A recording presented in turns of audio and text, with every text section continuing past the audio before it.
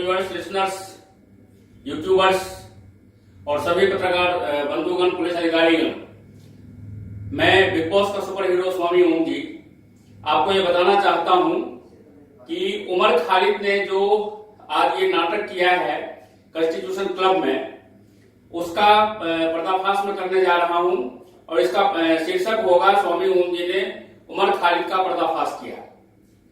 मैं आपको विशेष रूप से बताना चाहता हूं कि ये जो गोलीकांड का ड्रामा किया गया है वो सिर्फ और सिर्फ सिक्योरिटी लेने के लिए किया गया है।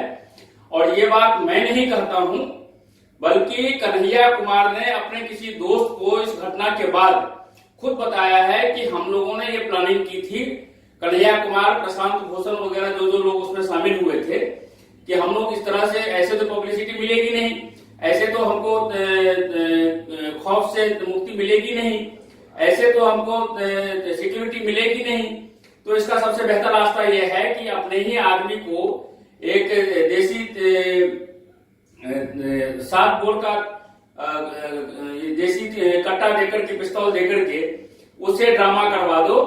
और चूंकि मीडिया सारी होगी तो वो पूरे वर्ल्ड में हाईलाइट हो जाएगा और इससे मोदी सरकार की भी बदनामी होगी, दिल्ली पुलिस की भी बदनामी होगी और उसके साथ साथ हम इन लोगों को सिक्योरिटी मिल जाएगा।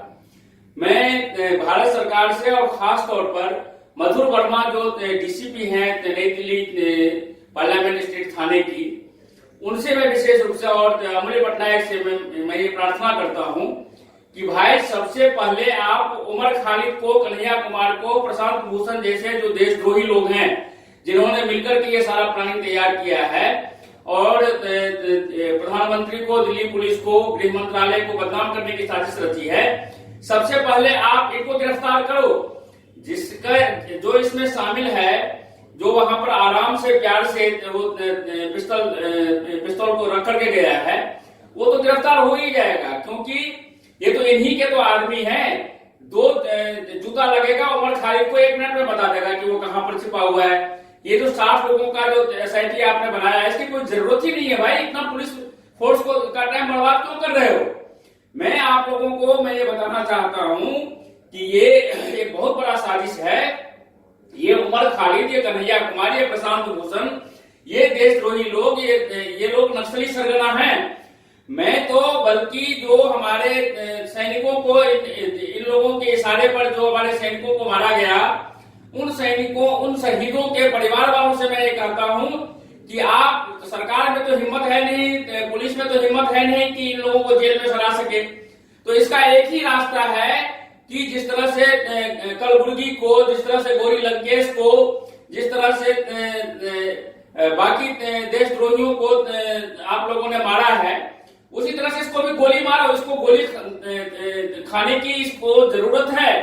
ये आदमी इस देश के लिए एक भार है। ये इस आदमी को जिंदा रहने का कोई अधिकार नहीं है। हालांकि देशद्रोह में 2016 में जो इन लोगों ने देश के टुकड़े टुकड़े का आवाज लगाए थे, तभी देशद्रोह के मुकदमे में इनको बंद करके इनको फांसी में लटका देना चाहिए था।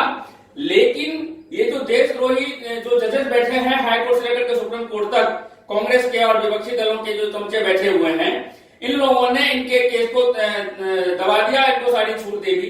बुढ़े हो गए हैं ये लोग और अभी तक बैठे हुए हैं जवाहरलाल नेहरू यूनिवर्सिटी में। भाई तेरा क्या काम है? तेरे बाप में रहने के लिए जगह है, सड़क पे सो जाओ ना। तुम वहां पर नेहरू विश्वविद्यालय को तुमने कब्जा भी कर रखा है, वहीं से तुम देश के खिलाफ तुम सारे कार्रवाई कर रहे हो। सीआईए के और आईएसआई के तुम एजेंट हो। सरकार में तो हिम्मत है नहीं। लेकिन जो जिन शहीदों की हत्या की गई है, इन नक्सलियों के, इन नक्सली सरगनाओं के इशारे पर, आपका उमर खालिद, कन्हैया कुमार, अरविंद केजरीवाल, प्रशांत भूषण, ये विनायक सेन, जीएन साई बाबा, ये लोग सारे के सारे एक ही थाली के चट्टे बट्टे तो हैं। ये सारे के सारे नक्सलियों के ही तो सरगना है। इन्हीं के इशारों पे तो हमारे सैनिकों की हत्या होती है। तो मैं हत्या किए गए सैनिकों के, शहीदों के परिजनों से मैं ये निवेदन करता हूं कि आप यदि अपने शहीद बच्चों को आप यदि श्रद्धांजलि देना चाहते हैं, उनकी आत्मा को शांति देना चाहते हैं, तो आप लोग इनको मारो। ये उमर खालिद और कन्हैया कुमार जैसे लोगों को मारो। और साथ में मैंने एक एफआईआर दर्ज दर्ज कराने के लिए मुकदमा दर्ज करा दिया है दिल्ली पुलिस ने उमर खालिद गैंग के खिलाफ कि इन लोगों को देशद्रोह में 307 में, क्योंकि झूठा कंप्लेंट करना भी अपराध है और अंडर सेक्शन 182 आईपीसी के अधीन जिस सेक्शन में इन्होंने एफआईआर दर्ज करवाया है अज्ञात लोगों के खिलाफ, उसी सेक्शन में इन लोगों के खिलाफ भी वो ऑटोमेटिकली एफआईआर कन्वर्ट हो जाएगा, साथ साथ 120B 34 आईपीसी भी इसमें लगेगा। तो ये मैं दिल्ली पुलिस से, भारत सरकार से, केंद्रीय गृह मंत्री श्री राजनाथ सिंह जी से, दिल्ली के उपराज्यपाल अनिल बैजल से, इन लोगों से मैं ये निवेदन करता हूँ, हाथों के निवेदन करता हूँ कि बुजदिल बनना बंद करो। ये सारे 2 पैसे के कीड़े हैं, इनको उठा करके बंद करो जेल में और इनके चूतर लाल करके इनसे सारी सच्चाई पता करवाओ। पूरे देश में इन आईएसआई के एजेंट्स ने पूरे देश में तबाही का इन्होंने रूपरेखा तैयार कर रखा है। इस देश को सीरिया बनाने की साजिश कर रखी है, जो हम किसी भी हालत में नहीं बनने देंगे। और यदि आपसे नहीं होता है तो आप मुझे कहिए, मेरी जो ओमजी हिंदू सेना के सैनिक दल है वो इनको मारेंगे, गुजरने का कोई हक नहीं है। मैं इन्हीं शब्दों के साथ अपने वाणी को विराम देता हूं और इसके बारे में फिर से मैं आपको विस्तृत ब्यौरा में दूंगा। एक एक चीज मैं आपको बताऊंगा कि ये कितने खतरनाक लोग हैं। आप एक चीज देखिए ना कि जिस वक्त प्रोग्राम शुरू हो गया था ये खौफ वाला, ये अगेंस्ट ये हेट के वाला टॉपिक था, टॉपिक अगेंस्ट हेट, और ये हेट वाला इन्होंने काम किया। जब प्रोग्राम शुरू हो गया, ये कुर्सी में बैठा हुआ था ये उमर खालिद, और उसको टेलीफोन आ गया जिस आदमी के पास में पिस्तौल था, जो इसका दोस्त था। ये प्रोग्राम से उठ करके चाय पीने के लिए चला गया, जबकि स्पीकर हॉल जिसमें प्रोग्राम हो रहा था उसके बगल में ही कैंटीन है कॉन्स्टिट्यूशन क्लब में। हम भी तो कॉन्स्टिट्यूशन क्लब में, उसी स्पीकर हॉल में कई बार हमने अपने प्रेस कॉन्फ्रेंस किए हैं, कई बार हमने प्रोग्राम किया है, और वहां पर चाय पानी की तो परमानेंट पहले से ही व्यवस्था होती है। तो इसको यदि चाय ही पीना था तो वहां पर रखा हुआ चाय पीता ना। ये वहां से निकलने का, प्रोग्राम शुरू होने के 15 मिनट के बाद जाने का क्या मतलब था। उस लड़के का फोन आया जो इसका दोस्त था, और उसके साथ में इसकी एक गर्लफ्रेंड थी। तो ये टेलीफोन मिलने के बाद ये चाय वाले दुकान के पास में ड्रामा करने के लिए गया, क्योंकि मीडिया जो बिकाऊ मीडिया है, ये देशद्रोही मीडिया है, ये सारे के सारे पहले से वहां पहुंचे हुए थे आईएस और सीआईए के इशारे पे, और ये सारी पहले से प्लानिंग चल रही थी, पहले से सुनियोजित ढंग से ये बनाया गया था। तो यदि इसको गोली लगने का पहले से खतरा था, जैसे कि इसने बताया कि जिग्नेश मेवानी जैसे देशद्रोहियों का भी इसमें हाथ है। जिग्नेश मेवानी ने ट्वीट किया कि खालिद को गोली मारने के लिए रवि पुजारी ने ट्वीट किया हुआ है। अभी इसकी जो गर्लफ्रेंड है, जो यूनिवर्सिटी में है, वो वहां से कश्मीर से उसने एफआईआर कराई है रवि पुजारी के खिलाफ। तो ये सारी की सारी जो गिरोह है वो एक है। आप ये देखिए कि प्रोग्राम शुरू होने के 15 मिनट के बाद ये वहां पर उठ करके, उस प्रोग्राम से उठ करके जाता है चाय वाले के पास में, और चाय वाले के पास में पहले से वो पिस्तौल रेडी। अब वहां पे चाय वाले के पास में पहले से ही वो उसकी गर्लफ्रेंड और वो पिस्तौल वाला लड़का जो पहले से इन्होंने पैसा देकर रखा हुआ था, वो खड़ा है, और वो उसके कमर में पिस्तौल चिपकाता है, जबकि कोई चिपकाया नहीं। वो वहां पर उससे आराम से बात कर रहा था कि भाई किस तरह से मैं ये ड्रामा करूं और कैसे मैं यहाँ से भागूं। तो इसने इसको समझा दिया कि तू मुझे धक्का दे करके चला जा, बाकी मैं अपना कहानी बना लूंगा। उसने धक्का इसको दिया और वहां से वो गया, जबकि कोई फायरिंग नहीं हुई। इसके जितने बाकी साथी लोग जो विटनेस बने हुए बैठे हैं, ये सारे के सारे उस साजिश में शामिल है। इनको भी उसी एफआईआर में, उसी केस में बंद करने के लिए मैंने प्रधानमंत्री और केंद्रीय गृह मंत्री जी से कहा है। आप ये देखिए कि वो कहता है कि मेरे ऊपर फायरिंग किया, फायरिंग करता तो गोली निकलती ना, 6 गोली वैसे का वैसे वहां पर हुआ है।